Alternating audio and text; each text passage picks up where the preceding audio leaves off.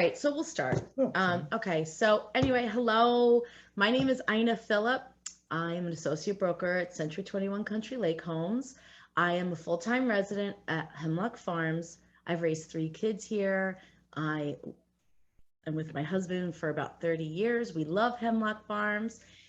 I've done a couple of interviews already, and no interview series would be complete without Pete Talman, who is the Hemlock Farms historian and the curator of the Hemlock Farms Archives and Museum. Well, I'm not really the curator, Joan Oh, Polishek Joan is, right, I'm Joan is. president of the Archives and Museum. You're an important guy. You're important. Well, they say that I'm a key person, and I am, because I get the key every day when we open. There you go, there you go. It's the other people that do a lot more of the work than I do. Okay, awesome. All right, so Joan does a lot of the work. Oh, yes. So we want to sort of bring awareness about the museum and also chit chat a little bit about the history of Hemlock Farms. So let's talk about you first, Zach. What brought you to Hemlock Farms and when? We came here in 2000. We bought in 2000, part-time for the first year, and then when my wife retired, we became full-time residents. We were just looking.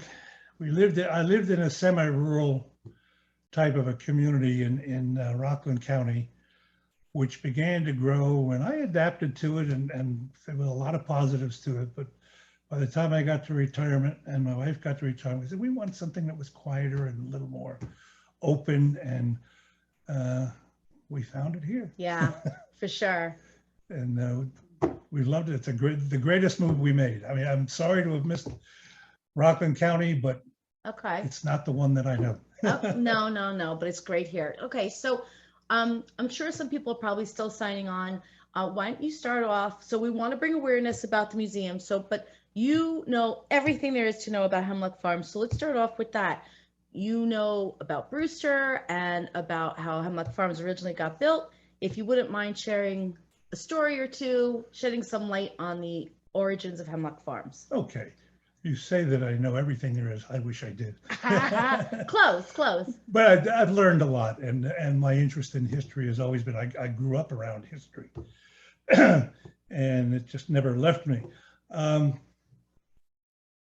When we began to look into Hemlock and its background, when we first moved up here, I didn't realize that it was the vacation estate of George M. Brewster Company, William Brewster, who was the president. They're a large highway construction firm that probably everybody here in Hemlock has driven on Brewster's roads if they're from the New York, New Jersey metropolitan area. And basically what it was, well, Pike County was relatively rural, a lot of open land. In the 1920s, the Brewster Company got a contract to rebuild or modernize what we now know as Route 402. Although to a lot of people today, it doesn't seem like a modern road, but if you drive down 402 and you look to the right and left, you'll still see segments of the old road that was really nothing much more than a country lane. And in the 20s, he had the contract to modernize this road, or at least a part of it. And our assumption, we don't have proof of this, but they were a wealthy family. They had been established for a long period of time, and they were probably looking for a property that they could spend time at, away from the hustle and bustle of the New York metropolitan area. And our guess is that either William Brewster, or a representative of the family or the company told him about some property that was probably available in this area. And to make a long story short, in 1927, he purchased about 4,000 acres from the Atkinson family and began to establish his estate. Over the next few years, they lived or stayed in a small shack, and you can see a picture of that if you go into the administration building in the digital picture frame. I think there's one picture of William Brewster with some workers in front of this building. It was located in the vicinity of where Little Camp Beach is now. Okay. Little Camp. The name was not too enticing. They referred to it, or maybe the owners previous referred to it as Huckleberry Hole. Okay. But that's what it was. It was a small pond. Okay. It had a stream running through it, running from it, probably very similar to what you see the feeder streams that exist here today. In time, after it wasn't too long afterwards that the little shack burned down, but he was already in the process of building what the family called the big house, and that's now the Lords Valley Country Club, the main building. And they completed that by about 1932. Also, too, if those who are from the New Jersey, New York area know, coming up here to Pike County was quite a trip. And you left wherever it was in northern New Jersey, Rockland County, Westchester, New York City, you had a good 2, 3, 4 hour trip coming up here. So William Brewster, being fairly well off, decided to dredge out some area in front of the house that was built, put a dam up, and we now have Hemlock Lake. Now he could fly in from where he had his plane, his seaplane, which I believe, I don't have absolute proof, that it was called the Widgeon. He had it moored in the Hackensack River. The Brewsters lived in Bogota and their business was in Hackensack. I'm sorry, they lived in Hackensack and their business was in Bogota. He could fly up and be literally at his front door in an hour. Wow, nice. That's the way to go. Oh, yes. And in later years, he progressed a little bit and they would have a helicopter that would fly in. But you can still see over at Laurel Hill Beach, the remaining concrete strip where the seaplane would be just brought up there and just stored there, and they would walk over and they were home. Nice. They continued this, they expanded, they built a lot of the buildings that we now know as you know, the steer barn, the orchard house, the conference center. Did they build these things and do you mind if I No, go right ask ahead. questions? Did they build these things with the intention of it being the steer barn? Like what was it in 1930 when he? Well, he built it in the early 40s. Yeah, what was it? It was a steer barn. Meaning for horses? He housed his herd of steer. A steer. Oh, that right makes there. sense. Okay. And down the hill from there, actually down the hill from the administration building, he had his cow barn. He had a herd of cows. These buildings were all put up. He had a blacksmith shop, he had a carpenter shop. These roll down the hill from the administration building. They presently used mostly as storage. He had a turkey house. He had a field where he raised sheep. He had lots of vegetable gardens. He would bring a company up from the Carolinas every spring, and they planted all his flowers. And we have some pictures of some of the flower beds. They were all professionally done. Where? All over Hemlock? All over, particularly around the main house. Around the main house. We have 1 or 2 pictures that shows that, and it's almost, you look at it, it's almost surreal. It looks like, you know, somebody made this picture up and then put it on a postcard. But it was, he had probably at one point as many as 70 employees. Wow. Running the place. Wow. And this was a part of them. They didn't live here full time. They continued to build. The conference center, as we know today, was the house of his brother, George M. Jr., who was the original caretaker of the estate. George M. Jr. passed away, and it went to the assistant caretaker. The name escapes me right at the moment, but they built the orchard house and he lived in the orchard house. One of our first programs was an interview, which we have on disc, with the daughter of the caretaker at that time. She grew up in that house.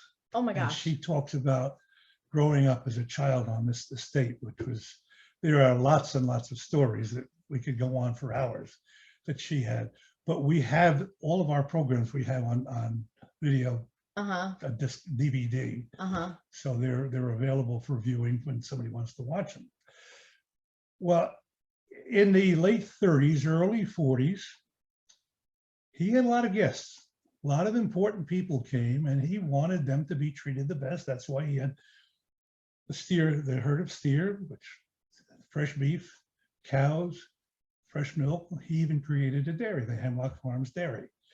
And that was part of that building is now what is the Teen Center and the Cultural Arts Office, and where the Hemlock News Building is. There was a dairy there? That was the dairy barn, and down the hill was the cow barn. And we found years ago, or some of the employees of Hemlock found up in the attic, the milk bottling machine Oh, that they had. I just saw that I that showed you today. Yeah, today. yeah, And it was not in very good shape. It had been up there for years. We managed to get it down. We managed to find a person who restored it, and now it looks exactly the way it did. We've got all the instructions on how to operate. We just don't have the cows yeah.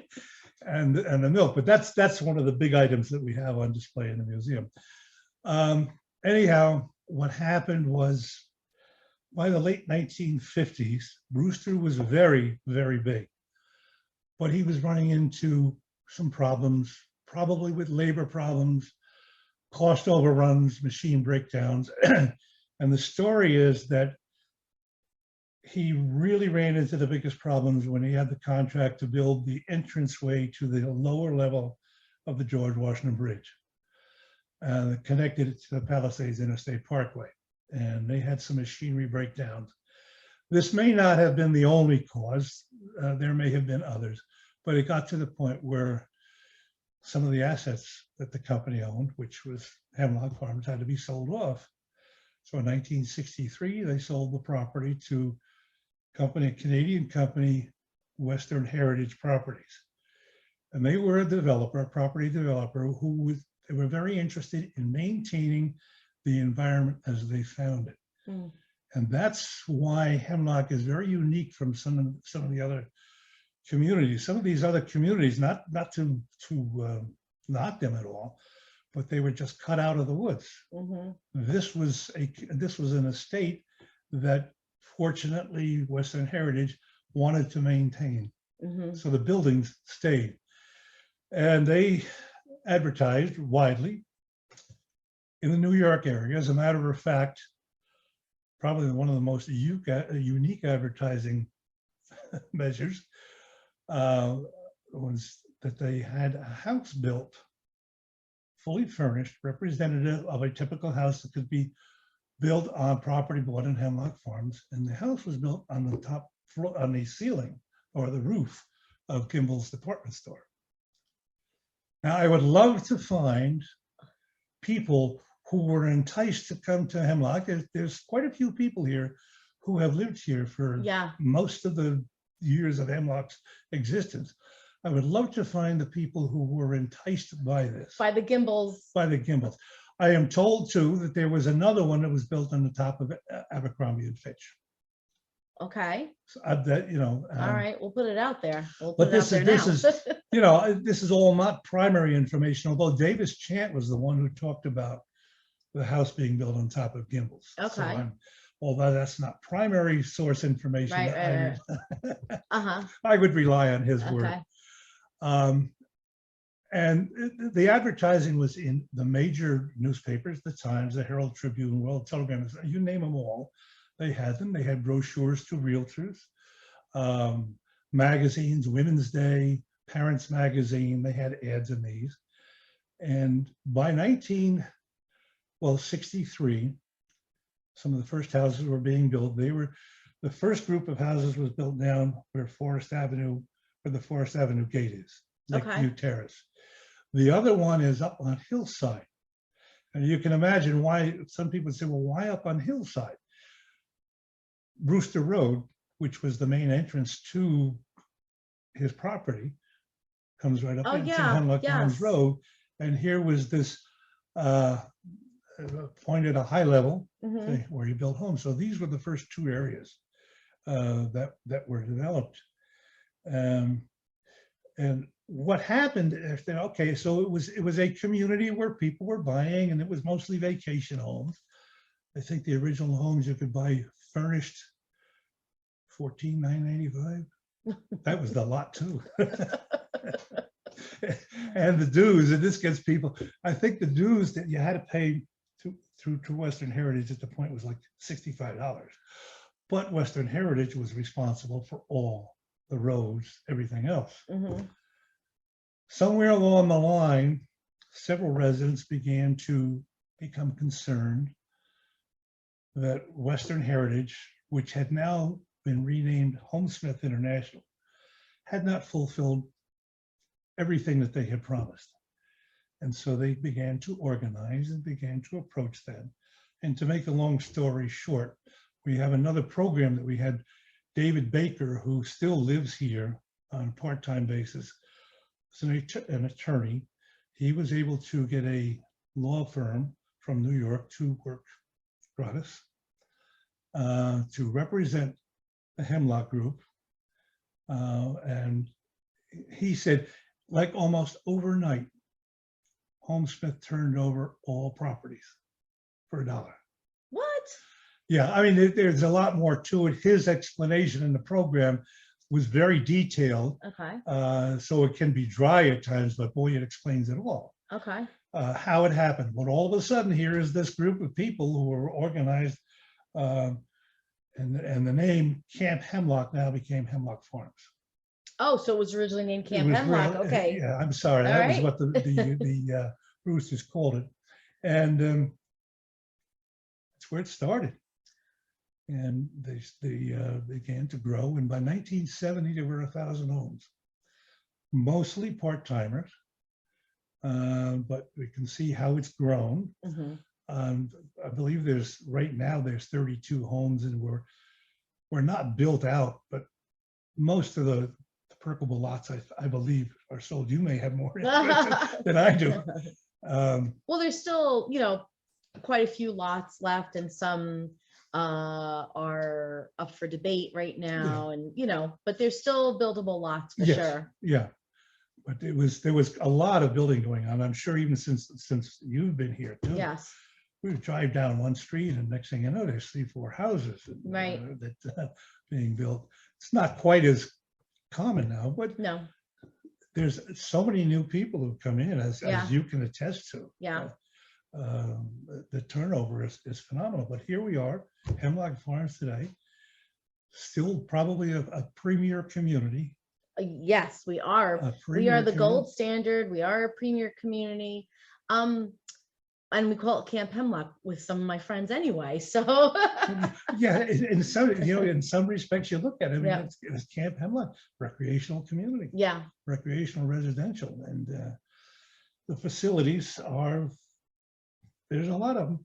Yeah. So do you know what style home Brewster started out with, like in that area? Do you start off with those ranches, or do you start off with the view homes? It was probably, I think it was just a mixed bag, because most people, I think, brought in their own builder. Oh, okay. And they were builders from this area. I know one of the builders was, what's his name, near Rusty Palmer. Okay. Yeah. He was involved in some of the building, and several local people were builders. And I would mention one thing too, going back to the Brewsters. When Brewster built this estate, he wanted to become a part of the community, not be apart from the community. And so he encouraged local labor. He had all of his own equipment that came up to build the trails and this and that and everything else, but it was local labor that did the building. Right. So he started the idea of support local then. Oh yeah, Awesome. without question. I believe in that a lot too. Yeah. Now, at what point do you think, I mean, was it when Brewster sold it that the steer barn was no longer the steer barn? Like, when did these buildings all get converted to sort of where they are today? Well, in the earlier years, the steer barn, I know that St. John Newman had held services there and still had the dirt floor. So this is in probably the middle to late 60s. Okay. And that group of homeowners change it into what we know today, or? Eventually, Yeah, yes. okay. Yeah, there have been additions to it. Yes. You can stand up on Hemlock Farms Road and look down and still see the basic, excuse me, the basic outline of the steer barn. But obviously, it's been added to and improved, and Right. some of the other barn, the administration building, a part of the administration building was an original Brewster building. Was or was not? Was. Okay. And then it was added on to. Okay. The library, I believe, was built by Hemlock, and that the story of the library is a very interesting one. Several years ago, there was a conference of people of managers and the like in homeowner communities meeting at Hemlock, and one of the comments by one of the visitors was, "Oh, this is a real library. It's not a room off to the side Right. that No, has it's books." a real library. And it's pretty much it's a well-used facility. I love our library, Yeah. and they bring such good and interesting programs Yes. as well. Book discussions, programs for the kids. In the summer, they have outdoor music, which is so Yes. lovely with bands, with local bands. Mhm. I know my friend who's a Bluestone 739. She played out there one Okay. night. It was really a little, not exactly mainstream, but it's gives local people a chance. I love it. Absolutely. And a lot of people aren't even aware. I mean, the newer people, again, and they're not aware of some of these facilities. Yeah, I And know. they'll gradually will learn, but Well, that's what I'm trying to do. we're in a faster paced society. Right, So right. people, they're home and then they're at work and then they're at home and they're at Right. school or whatever have you. And not a lot is known about the community. Right, right. So that's the point of these interviews. So the library has all those great programs. So to talk about the museum and archives. So what does a Hemlock resident, what would they do? Would they just make an appointment to go there? And what's there for them to see and do? Well, I'll give you a little bit of background. We started in 2010. We were an ad hoc committee organized by the board to collect documents, photos, various artifacts related to Hemlock's history, looking forward to the celebration of its 50th anniversary in 2013. Well, we had a tremendous, as you can see, we had a tremendous outpouring of donations and things that were found in the community that related to its history. So by the time 2013 rolled around, we decided we don't want to be a temporary committee and disband. So we became the Welton Heritage Center, which was named after the Weltons, Norm and Florence Welton, who's, well, they're long gone, but their ghosts are virtually in every aspect of Hemlock. Talk about the fire department. Norm was involved with that creation of that, the ambulance corps, the library, the 50+ club, and you just go on and on and on and on. He was a member of the board of trustees for many years. So, and if I can add, we're sitting in my home, yeah. which was originally Norman Welton's home. Yes, absolutely. I'm sorry, so go ahead. And so anyhow, he and Florence were very, very involved in Hemlock. And he was a busy person too. I believe he was in charge of the Associated Press office in New York City. Yeah, we found a lot of things in the home that were associated. Yes, and he's got we have one picture in the museum where he has a picture of that he took of the at the time of the living presidents. Oh, cool. I forget what the event was. So we're going to name it the Welton Heritage Center, which was fine. Most people were familiar with Norman Welton, but as newer residents come in, and we would be, say, at a welcome neighbor night and saw it was the Welton Heritage Center. Well, people had no idea what we did, and that was our fault. So we began to banter about, names. What should be our name? And of course, some people came up with a simple thing: Hemlock Farms Historical Society. Yeah. Well, I guess, a committee being a committee, we just kind of bantered back and forth. We finally came up with the fact: Hemlock Farms Archives and Museum. That's us. That's it. Pretty great. It's to the point. It's simple. You'll never have to change that. We are open the first and third Fridays of every month, 10 a.m. roughly to 1 p.m. But those hours are very flexible. Generally, anybody who is interested, and we've had several people who've called. Usually, my phone number or email is readily available, either in Happenings or in the Hemlock News. Can make a call, and we can arrange to have them come. We would love to be open more, but we need more people. We're looking for people, particularly younger people. None of us are getting any younger. And who would like to carry on, who want to maintain the interest and preserve the history that we have here. Because like history anywhere, it's so fragile. Right. Once it's kind of pushed off to the side, it gets ignored and forgotten. And if it's revived, it's going to be revived sometimes in a completely erroneous form, should I say. So we want to get people and young people involved, things for the kids. We want their ideas. And we're not an official committee. We're kind of an arm of the administration. We don't charge dues. Right now, we're not a fundraising organization. Okay. We do have a very small budget that we get from administration every year, primarily for using a museum, getting the museum supplies like acid-free folders and picture sleeves and things of that nature. But we do have programs. We've had, well, the one program I mentioned with Sally Rapp, who was the daughter of a caretaker. We had David Baker. We had the president of the Carbondale Historical Society, who gave an amazing talk a couple of years back on the Gravity Railway and the D&H Canal, which a lot of people are unfamiliar with. They see it all the time. They go along Route 6.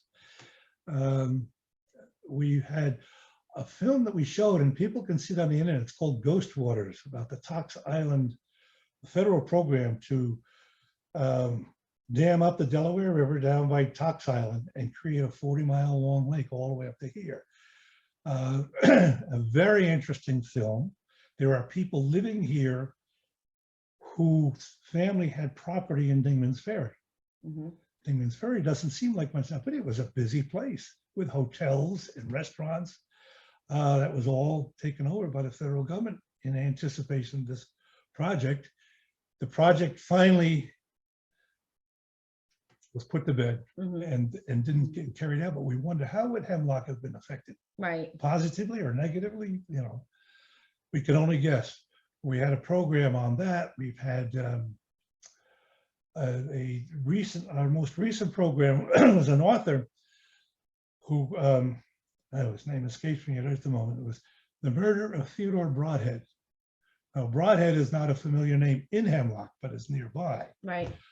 But as he talks about the book itself, you come to realize there was a lot of connection in that story with what we now know as Hemlock. Cool. Oh, my phone is ringing. Live. That's what happens with live. Someone pick up the phone. Well, I think you guys need a website. Well, that's it. Technologically, I think as I said, the door isn't closed on me, but it's open. And I haven't walked through it yet. Okay. So you need a volunteer to help you for the website? We have a couple of people who are much more tech savvy. We're looking into it, trying to establish that Facebook page, website. Okay. And we'll get into the technological age because this is what it'll help you. It's all about. And what about, do you need help sorting out things at the archives? I saw you guys got a lot of stuff. We have a lot of stuff to be categorized, filed, and people who would be willing to be there on some. I mean, some days history museums are interesting because some days nobody shows up. I belong to historical organizations where one is a worldwide one where if they have 2 visitors a week, it's a lot. And then other times they've got people clamoring at the door. But we want to have people who kind of would like to learn the history, learn a little bit of a script so that when a visitor comes in, they can describe it to them. Yeah. And we have people who do it, but there's so few of us right now. I think we're only maybe 6 or 7 people who really have been able to spend the time. All right. I'll try to connect your email to this Okay, as best as I can. And I also have a newsletter that I send out. So I'll connect it with that. that And would if be anybody great. wants to join that. And I wanted to give you some of these that I found at a house I was going to list, that I did list, that they they gave me some of these. So you can have some of them. And that's, All of them. I don't think that we have any of those. So these are our new things, which kind of reminds me, anybody who's moving in or moving out, whatever the case, Right.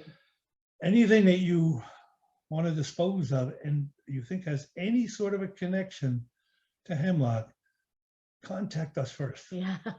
because that's how we've gotten stuff. I showed you today that a woman in Brooklyn called one day, this goes back 3 or 4 years ago. She said, I was up there when I was a young child with my grandparents who were thinking of buying, and the realtor gave out these plastic bags with a folded blanket and it had a Hemlock Farms logo on it. She said, I was wondering, would anybody up there be interested? I said, yes, absolutely. It's never been opened. Oh, We have watches that realtors used to give people. I don't know if you saw any of those today. I didn't see that. You know what I did see? I saw a volleyball that said the Hemlock There you Honeys go. and the t-shirt that said the Hemlock Honeys. Yeah. I want one. I want one. I'm a Hemlock Honey. But there was a girls volleyball team, I think, and they wore the t-shirts and had the Yes. volleyball that says Hemlock And Honeys. they played against other communities. Other communities. That's pretty cool. And we had the Hemlock Squares, which was a square dancing group, was really, it's before my time. It's before by the time I moved up here in 2000, I don't think it still existed, but they put on demonstrations all over. They were a very serious group. Yeah. There's just any number of groups that have come and gone, but there are some who still hang around. Yeah. Like the 50 plus has been, well, we just celebrated 50 years. Right. Yeah. There's a strong group, that 50 plus. Oh, they are. They are. They do And everything. they've got a lot of programs. Yeah. And they're awesome. There's a lot of great groups in here with a lot of rich history. The Italian American Yep. group. I know that chess group's been around a long time. oh, they have been. That's really great. I love how Hemlock Farms is not just a recreational community, but it's an intergenerational community. I think an older gentleman does or used to run the chess club, but then younger people come. So I think that's kind of cool of Hemlock Farms. And kind of as a segue into it, I was going to mention one thing that we've created at the archives is a genealogy group. Oh. It's very informal group. We also meet on the first Friday of every month. Of course, we just created this before the pandemic, and so it never really got off the ground. But we have about, right now, half a dozen, maybe sometimes 8 or 9 people. And obviously, we're interested in genealogy. None of us are professionals, but we just exchange ideas, how we've been able to, what sites we have found, some free, some paid, where we've been able to dig into various ethnic backgrounds of people. And we would love to see so many people come in and somehow explore the different aspects of genealogy. And myself, I know I'm personally involved in going into detailed biography. I've had the good fortune of being in the same area my family was there for over 300 years. So to dig into the biography of these people and just to see how things progressed and how I ended up where I was, why I was. And that's pretty cool. And that's every Friday? The first Friday of every month. The first Friday. And it's just an informal discussion group. Some of the people who've come in, they've had some great ideas. Yeah. Of how they categorize it, because so many people have notes scribbled here and there, and I'm one of them too, that you got to put together for the succeeding generations. Because I think my son is, well, he's 50 now, so he's not quite into it yet, but he's got the background. His oldest son, I think, is going to be interested in this. So I want to make sure they've got the right information. That's a gift. And even if you're not interested now, who knows? Who knows down the road? Yeah, for sure. Yeah, that's so great. Okay, so we were talking here with Pete Talman, Hemlock Farms historian and big guy at the Hemlock Farms Archives and Museum. My name is Ina Phillip, associate broker at Century 21. I think this was a great interview. Thank you so much. Oh, wait, let's see if anybody was chatting or had questions. I don't think so. Nope. Okay. That's so nice that people who joined us, thank you so much. Hi, Jeff. You're always a great supporter. Hi, Terry. Hi, Michael. And the people who came and left, thank you so much. Okay, let's close this out. I will be posting this and adding this to my newsletter. Thank you so much. Oh, you're welcome. I don't know how much information A ton of information. We could probably do 4 more sessions with just you. Next week, I will be interviewing Gary Garofolo and Chris Young of the Hemlock Farms Fire Department. Okay. So that'll be really cool to find out what's going on with our fire department. All right. Thank you, everybody. Good night. Thank you.